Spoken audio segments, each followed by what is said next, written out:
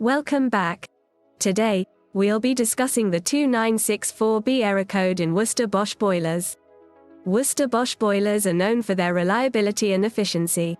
But what happens when you encounter the 2964B error code?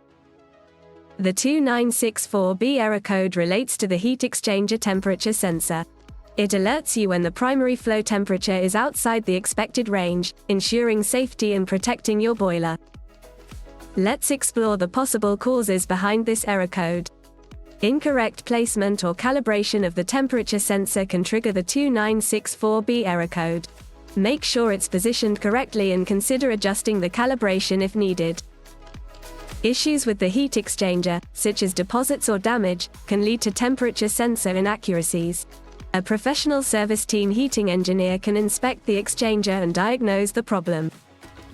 Worcester Bosch suggests resetting the safety or flow temperature to recalibrate the boiler.